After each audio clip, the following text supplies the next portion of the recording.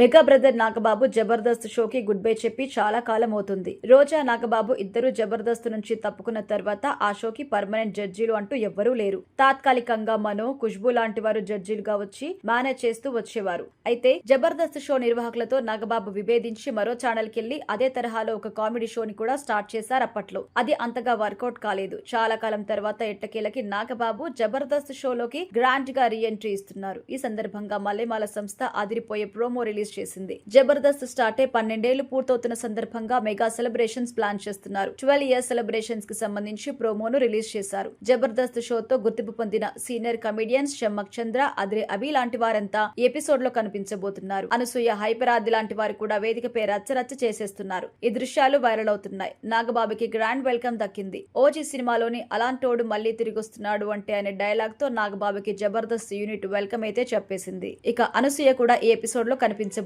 గతంలో అనసూయ జబర్దస్త్ షోకి యాంకర్ గా ఉన్న విషయం తెలిసిందే. మొత్తంగా 12 ఇయర్స్ సెలబ్రేషన్స్ ని ఒక రేంజ్ లో ప్లాన్ చేస్తున్నారు. చాలా కాలం తర్వాత నాగబాబు ఒక జడ్జి స్థానంలో కూర్చున్నారు. కావలసిన వాడు వచ్చినప్పుడు ఆనందపడాలి కానీ ఆశ్చర్యపోతారేంట్రా, మనల్ని ఎవడ్రా ఆపేది అంటూ నాగబాబు అదరగొట్టేశారు. అయితే ఇక నాగబాబు నుంచి జబర్దస్త్ షోలో జడ్జిగా కొనసాగుతారా అనేది ఇప్పుడు క్లారిటీ లేదు. అందుతున్న సమాచారం ప్రకారం నాగబాబు కేవలం 12 ఇయర్స్ సెలబ్రేషన్స్ లో పాల్గొనడానికి గెస్ట్ గా మాత్రమే వచ్చారట.